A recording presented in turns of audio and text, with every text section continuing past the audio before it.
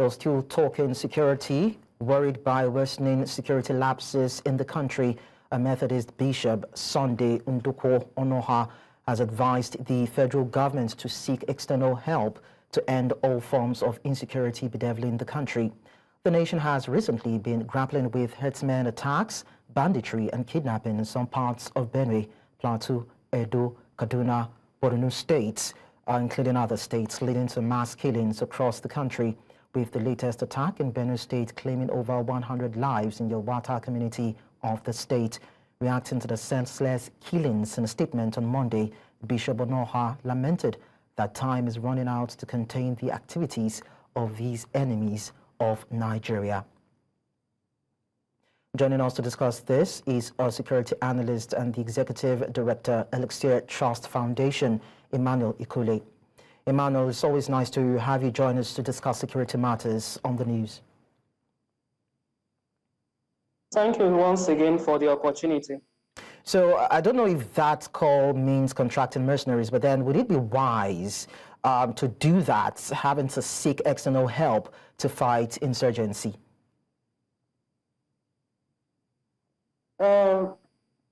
External help, for me, it's not something that is bad. For a country like ours that is struggling to address issues of insecurity, coupled with the fact that the military and the police have also been infiltrated by bad acts, then it's advisable we seek help in order to address this concerns.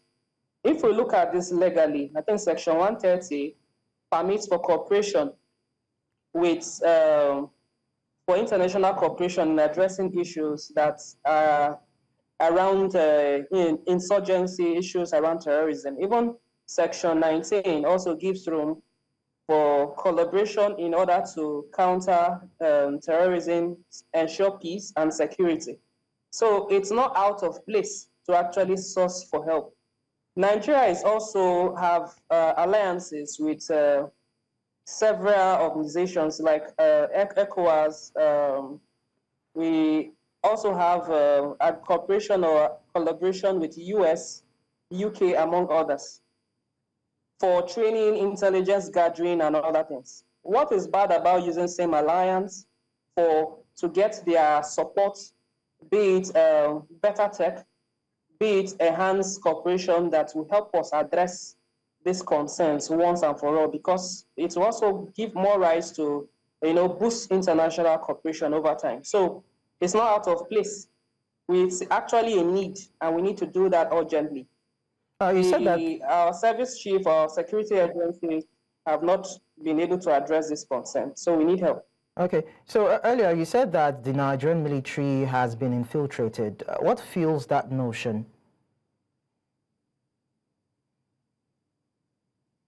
If you look at the comments of the service chief, commander-in-chief of the armed forces recently, when he visited Benue in respect to the killings in Yelwata, he actually said a lot of persons have been sharing intel. Internally, people within the service, within the structure, have been sharing this information with terrorists. He said it. It's in a comment. It's in his comments. He didn't doubt it. So if we're hearing that directly from him, then it means it's something that we, over time, we have noticed. If we check most of the kidnappers that have been arrested, the gangs of kidnapping in different locations, you discover that at one or two different times, either the police have been part of the gang. So it's right to actually say that they have been infiltrated. And there have been reports of different times that even the so-called repentant Boko Haram have been recruited into the army at different times. So if that is actually true, then it's not surprising the type of caliber of persons we have currently. That is why we're unable to win this war against insurgency in the country.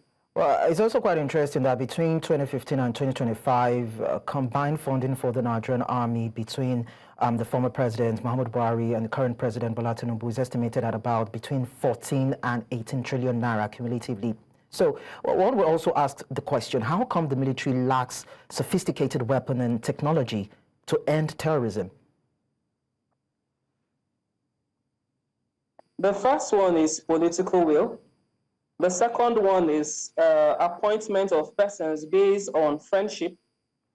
When you are, I know that every sector have people that are specialists in them. And if you gather the top persons and ask them to even choose or nominate one of them, it may be possible you may get the right person. But in Nigeria, just for the fact of being president, you appoint people generally. And whether they have the competence or not, because you have appointed them, they become leaders.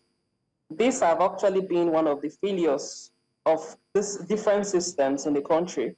You're also looking at the situation where these budgetary allocations for defense, whenever it's been submitted, no deductions are made, and like that, automatically it's been approved.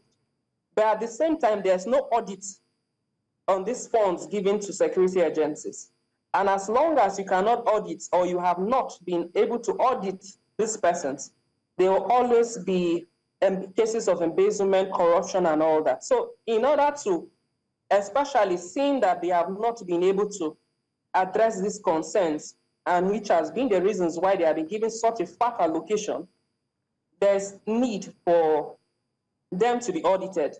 This will give rise to, for us to understand where these funds are going, what they are being used to. Just last year and previous 2023, we had up to 200 or more persons being killed because of the lack of capacity of the military to handle drones, common drones. Instead, I think in one case in Kaduna, about 100 persons were being killed. So it shows lack of capacity in handling, and despite the alliances they had with people with competence in handling military or defense equipment. So you are looking at what is the quality of the collaboration over time, and then what is the assurances that the monies given are being even used for the right equipment. Up to 5,000 military personnel have resigned between 2020 to 2025. Many of them have also complained of the quality of equipment being given to them to use.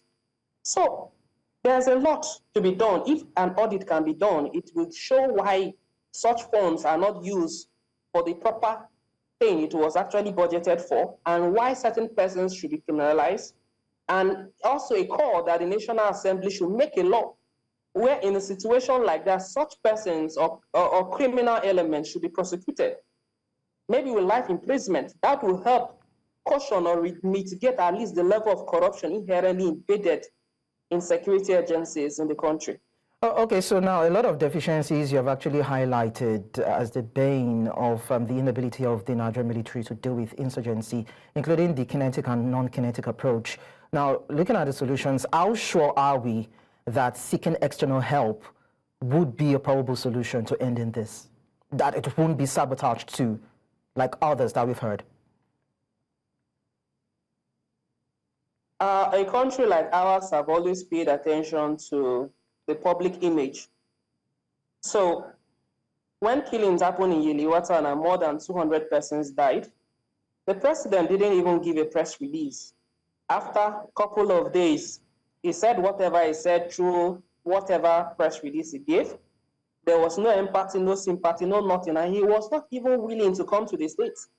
That is the president of our country. We are looking at political will there, the gap in political will, until the Pope actually spoke about that, and until VDM spoke about that to give visibility to the happenings. That was when he decided, as claimed, decided to forgo out of his busy schedule. More than 200 citizens have died. Even you are looking at Israel and the rest at war. Not up to that numbers have died. But you are actually too busy to go there.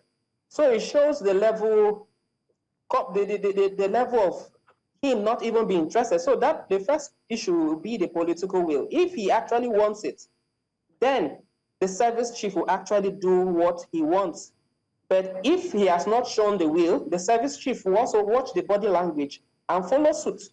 That has always been the case. And if you look at during the last election before President Buhari came on board, when Jonathan was on seat, he worked with foreign mercenaries, and that helped or enabled the election to be done all over the country, including Northeast. Because if you bring foreign persons, they won't be looking, oh, this person is my tribe, this person is from my region. No. Neutrality. Okay. They are coming, they are paid to do an assignment, and they will go in details in addressing it. Okay. Unlike the situation we find ourselves where certain persons are like, don't kill my people. You are not allowed. You can only try to arrest. All those sentiments have actually failed Nigeria or Nigerians. Okay. And children and women are suffering, and Nigerians are suffering from these issues and these gaps. Emmanuel Ikule, it's always nice having to hear you discuss this on the news. Thank you so much for sharing your thoughts with us.